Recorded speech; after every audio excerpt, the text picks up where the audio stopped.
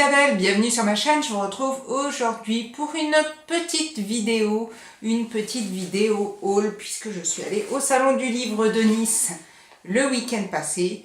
J'ai fait quelques achats, je me suis vraiment limitée parce que j'aurais pu tout acheter, mais bon, mon banquier n'aurait pas forcément été super content. J'ai vraiment acheté des livres qui me plaisaient. Il y avait plein d'auteurs vraiment hyper intéressants, mais bon, voilà. Au bout d'un moment, il faut se restreindre. J'ai privilégié soit des livres que vraiment j'avais envie de lire, soit des livres que je n'avais pas au boulot. Donc du coup, j'en ai profité pour les prendre. Et on va donc commencer tout de suite par un livre.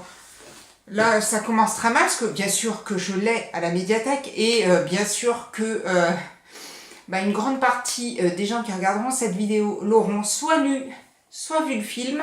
Moi, je ne l'ai ni lu ni vu le film, pour une petite raison, c'est que j'avais lu un livre de cet auteur qui ne m'avait pas vraiment plu, et du coup, j'avais pas eu envie de me plonger dans un autre bouquin. Alors, moi, le livre que j'ai pris, c'est Le Mystère Henri Pic, donc de David Fuenquinos.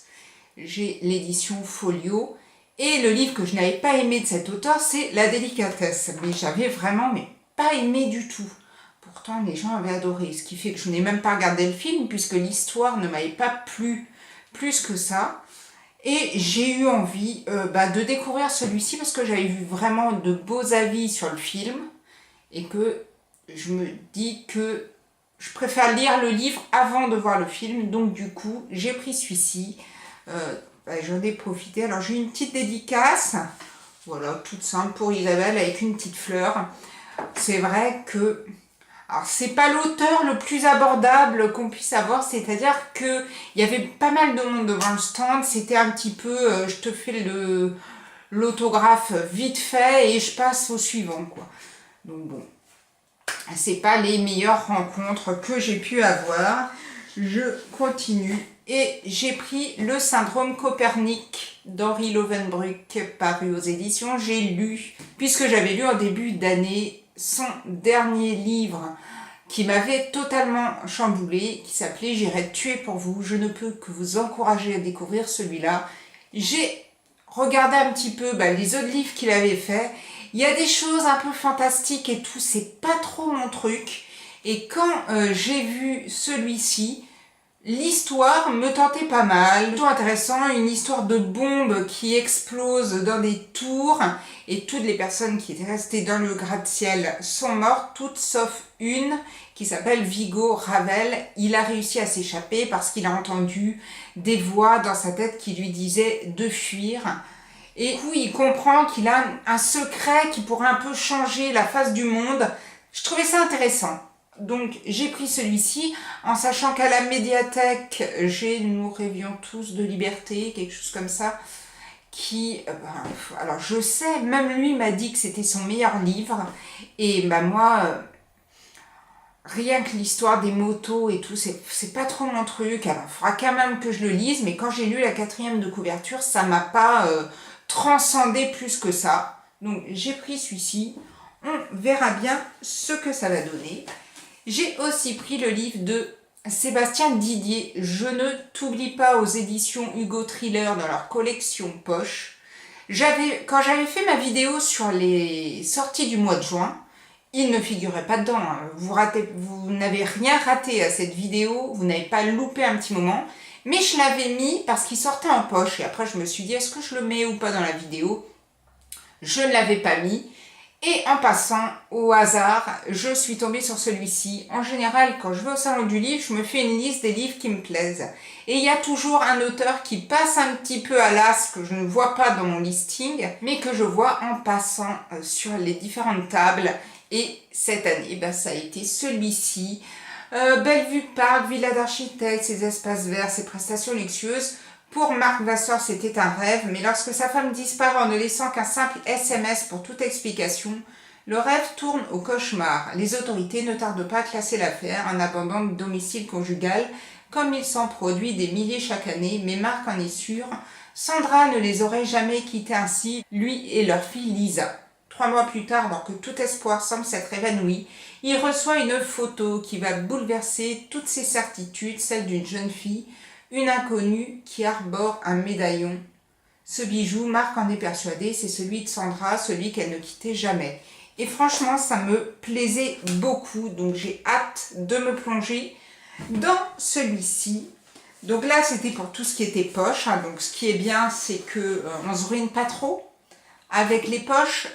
Ce qui est peut-être un peu moins bien, c'est que moi, j'aime pas trop les livres de poche, je préfère les grands formats. Mais c'est vrai qu'on fait de sérieuses économies en prenant des poches. J'ai quand même pris 2 grands formats, dont le livre de Clarisse Sabar, Ceux qui voulaient voir la mer. J'ai lu tous ses autres romans. Celui-ci me tentait, donc je me suis dit que ça ferait une super lecture pour cet été.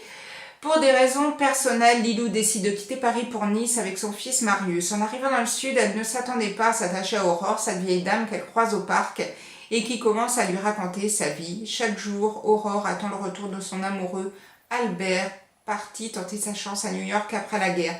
Mais malgré sa promesse, il n'est jamais revenu. Lilou décide alors de tout faire pour retrouver le grand amour de son ami. Mais à trop vouloir remuer le passé, le présent ne risque-t-il pas de la rattraper? Et voilà. Et c'est typiquement le genre de livre qui peut passer après un livre très dur, un thriller très difficile. Donc voilà, comment ne pas résister. Et je sais que j'ai aussi eu pour la fête des mères, et je ne l'ai pas monté, mais ça aurait pu faire partie de ce petit haul, le livre d'Anne-Gaëlle Huon, dont je vous parlais dans la dernière vidéo, Même les méchants rêvent d'amour. Donc je pense que le livre d'Anne-Gaëlle Huon, je vais l'amener avec moi en Bretagne début juillet, et puis je me garderai celui-ci pour le mois de juin. Le dernier livre que j'ai pris, c'est Les aveux, l'instant où l'enquête bascule de Dominique Rizet et Rémi Bellon.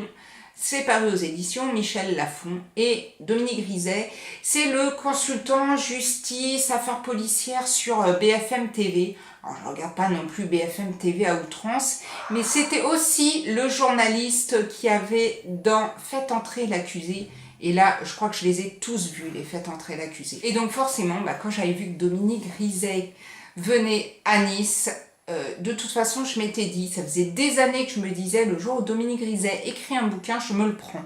Parce que c'était vraiment quelqu'un de posé, quelqu'un d'agréable à écouter. Le livre est sorti et je me le suis pris. Il est là, c'était vraiment une personne très très gentille, très charmant, très ouvert, et puis on pouvait vraiment parler avec lui pendant un bon moment.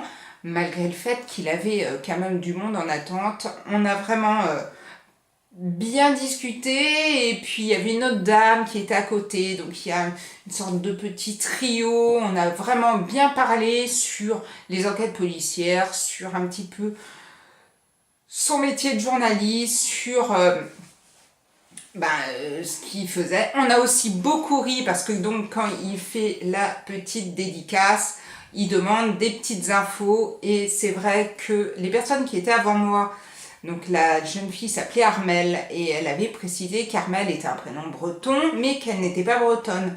Et donc moi je suis passée après, donc moi c'est Isabelle, moi je suis bretonne, mais j'habite pas en Bretagne. Et il me dit, mais vous habitez à Nice? Donc je dis non, j'habite pas à Nice non plus, mais j'habite dans le Var. Donc ça fait tout un micmac. Et je crois qu'il a commencé à regretter de m'avoir posé toutes ces questions, parce que c'était un petit peu difficile. Mais il s'en est quand même bien sorti dans sa dédicace. Un super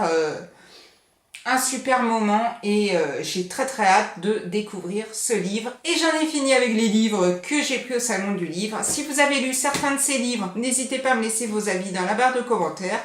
S'il y a certains des livres qui vous tentent, n'hésitez pas non plus à me le dire. Et en attendant, je vous souhaite de très très belles lectures, et à bientôt pour une prochaine vidéo. Prenez soin de vous. Ciao ciao.